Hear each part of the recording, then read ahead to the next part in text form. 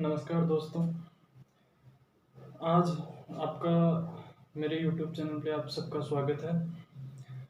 आज हम जो ये हमारा दूसरा टॉपिक है, हम मैथमेटिक्स के बारे में पढ़ रहे थे। मतलब मैथमेटिक्स के अंदर कोई जो एग्ज़ाम में जो मेन टॉपिक्स हैं वो नहीं पढ़ रहे हैं, जबकि हम उनका बेस पढ़ रहे हैं। मतलब कुछ बेसिक्स हैं जो मैथ में, या जो हम जो मेन टॉपिक्स पढ़ेंगे उनमें काफ़ी ज़्यादा फ़ायदेमंद होंगे। तो आपका पुनः ये जो बेसिक मैथ्स की जो सेकंड क्लास है उसमें आपका स्वागत है। और हम आज जो हमारा जो मेन जो टॉपिक है वो है आज, जैसा कि आप लोग देख रहे हैं बोर्ड पे, पास्कल ट्रायंगल के बारे में हम जानेंगे। वैसे जो ये पास्कल ट्रायंगल होता है ये काफ़ी ज़्यादा इम्पोर्टेंट होता है, बट हम जो ये मैथ से रिलेटेड इसका क्या यूज़ है इसके बारे में हम आज देखेंगे। ये जो आज मैं यूज़ बता रहा हूँ ये हर क्लास के लिए, जो वो चाहे स्कूल लाइफ हो, चाहे कॉलेज लाइफ हो, चाहे कॉम्पिटिटिव एग्ज़ाम्स हो, उन सब के लिए ये टॉपिक काफ़ी ज़्यादा, उन सब में जो स्टूडेंट पढ़ रहे हैं उन सब के लिए ये काफ़ी ज़्यादा इम्पोर्टेंट है ये टॉपिक। सो हम स्टार्ट करते हैं इस टॉपिक के बारे में।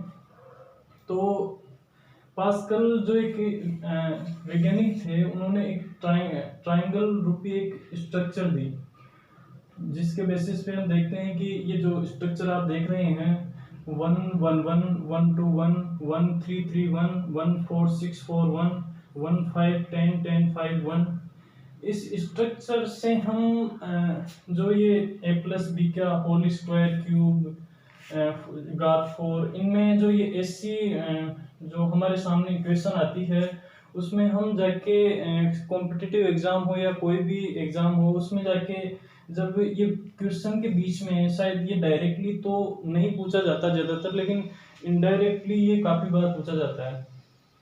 तो ये इस तरह की क्वेश्चन को देख के हम थोड़ा सा हमारे दिमाग में थोड़ा सा घूम जाता है और उसको बनाने लग जाते हैं, या फिर हमें टीचर्स बताते हैं कि इसे रट लो डायरेक्टली।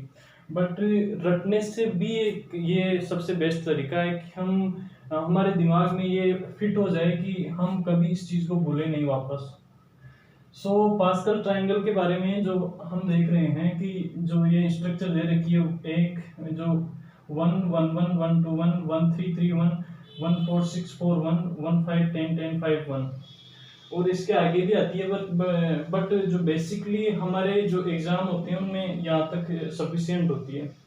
सो हम स्टार्ट करते हैं। कोई भी, जैसे ये है a प्लस बी की पावर 0, मतलब जो फर्स्ट लाइन है ये 0 से रिलेटेड है, सेकंड लाइन है वो 1 से, थर्ड जो रो है वो 2 से रिलेटेड है, फोर्थ जो रो है ये 3 से, 4 से, मतलब जो ये पावर्स हैं इनके बेसिस पे ये लाइन्स है, इनको ध्यान रखें। जैसे हम स्टार्ट से करें, मतलब शुरुआत से, तो जैसे a प्लस बी का होल 0 है, तो हम ये जानते हैं कि किसी की भी कोई भी नंबर्स हो या कुछ भी हो, उसकी पावर यदि 0 हो तो उसका जो वैल्यू होता है वो 1 होता है, हमेशा उसका वैल्यू 1 होता है। सेकेंड हम बात करें a प्लस बी की पावर 1, तो मतलब इसको लिख सकते हैं a प्लस बी, यानी जो ये एक और एक है, ये इस एक जो है ये फर्स्ट, ये इसमें गुणा हो गया, ये इसमें गुणा हो गया, मतलब अलग से लिखने की कोई जरूरत है नहीं इसमें। वैसे थर्ड जो है जैसे 1 2 1 है, तो इसमें क्या होता है कि जो a प्लस बी का होल स्क्वायर है, जो स्क्वायर के लिए ये वैलिड है ये लाइन, तो इसमें स्क्वायर में क्या होता है कि जैसे कोई भी चीज़ का स्क्वायर होता है या क्यूब होता है, कुछ भी होता है, तो वो जो उसके जो हम सोल्व करते हैं तो उसमें भी उसका जो योग होता है, जो गुणनखंड आते हैं उनका योग हमेशा वो जैसे स्क्वायर है तो उसका योग 2 होगा, क्यूब है तो 3 होगा, और जो 4 घात है तो उसका वो योग होगा 4। उसके बाद में हम देखते हैं कि जैसे यहाँ पे एक की पावर स्क्वायर है, मतलब ये इसका स्क्वायर है तो ये यहाँ से सोल्व होगी, तो एक की पावर 2 होगी। फिर यदि इससे एक और एक, ये भी 2 हो गई, और ये भी कितनी हो गई, 2 हो गई। तो इसी टाइप से जैसे a प्लस बी का क्यूब है तो इसको भी इसी टाइप से लिखते हैं, मतलब क्यूब को तो पहले a क्यूब फिर a स्क्वायर बी फिर ए बी स्क्वायर फिर बी क्यूब। तो इनके जो कोफिशिएंट है, इनके गुणांक हम जो अब करेंगे कि गुणांक कैसे लिखते हैं फिर। तो जैसे स्क्वायर वाली लाइन है तो स्क्वायर वाली में मतलब फर्स्ट का गुणांक क्या हो गया 1, तो ये इसका गुणांक हो गया 1, लिखने की जरूरत है नहीं। इसका गुणांक हो गया 2, तो इसका गुणांक ही यहाँ पे 2 लिख देते हैं। और जो बाद वाली लाइन है उसका गुणांक है 1, तो इसके भी लिखने की कोई जरूरत है नहीं वैसे। थर्ड जो a प्लस बी की पावर जो क्यूब है, जो क्यूब वाला कैसे सोल्व करें इस बारे में हमें देखना है। तो a प्लस बी की पावर 3 है तो a की क्यूब जो है इसमें हम देखते हैं कि पहले 1 3 3 1, इसे हम यदि याद कर लें तो 1 3 3 1 इस लाइन को यूं याद कर सकते हैं। तो पहले आ गया 1, फिर इसको यदि 3 लिख दें, फिर 3 और फिर ये 1 लिखने की जरूरत है नहीं। फिर आती है 1 4 6 4 1, मतलब 1 जो है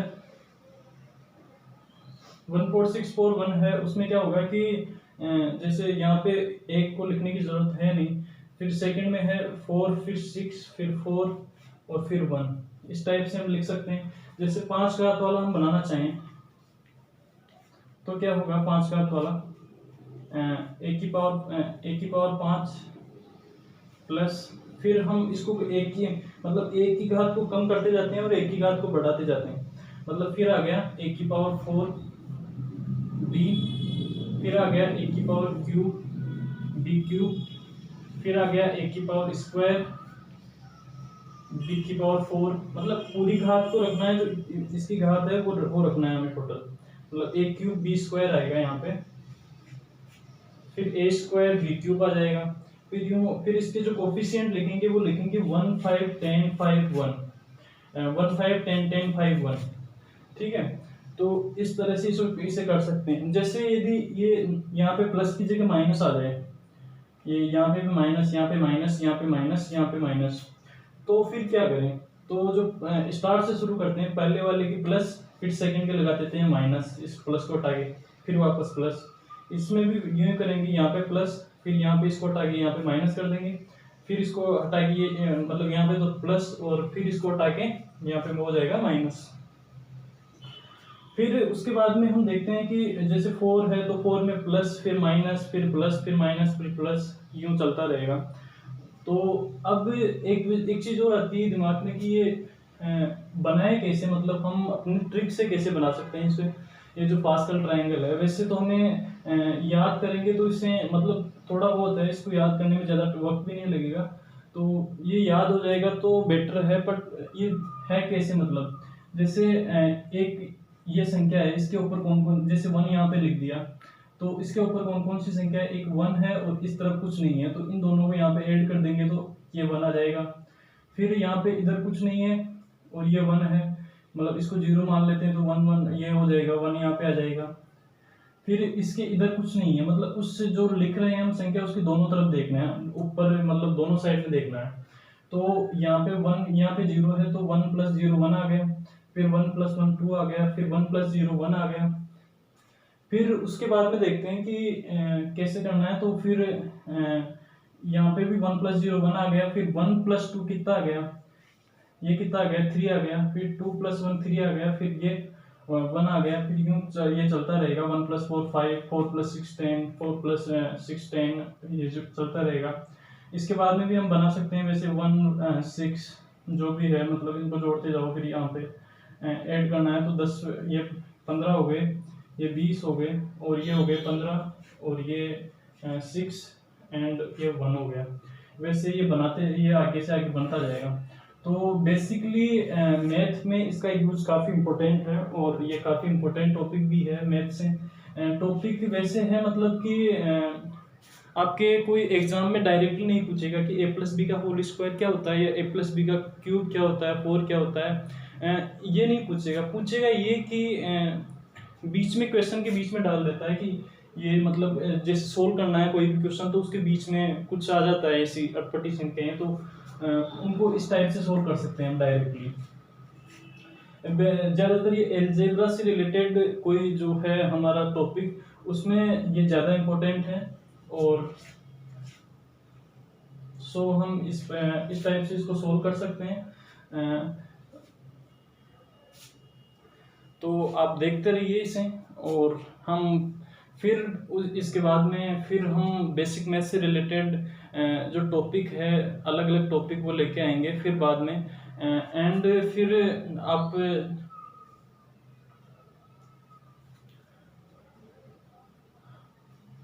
और फिर